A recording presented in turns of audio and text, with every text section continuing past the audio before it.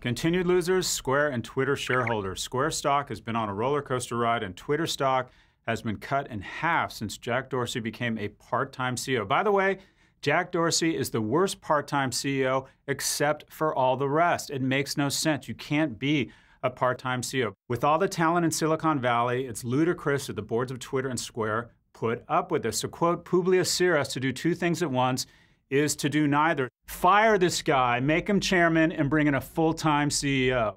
With the average American adult consuming 5.5 hours of digital media each day, it's no surprise that digital platforms are big winners when it comes to political ad dollars.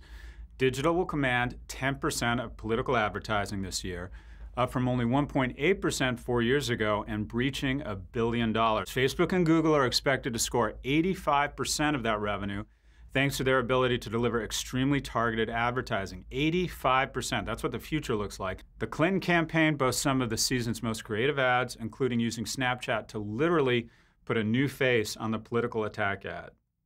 200 million people are using ad blockers. That's up about 40% a year. YouTube, Hulu, Pandora, and Spotify all allow users to skip ads by paying for monthly subscriptions. We're moving to a pay and avoid model. Facebook could also benefit from this strategy. The platform earned $12.50 per North American user from ad revenue in Q1, but they could make even more by charging $5 a month for an ad-free use. Sign me up. I am sick of advertising. The ads are literally totally non-targeted. Last night, I saw 5 ads from Lyrica and Eloquist. The last time I dealt with anybody named Lyrica and Eloquist was when I was doing a period of self-exploration, i.e. male prostitutes off of Craigslist. As the affluent continue to opt out of ads, the only people watching your shitty advertisements are those who can't afford to skip them.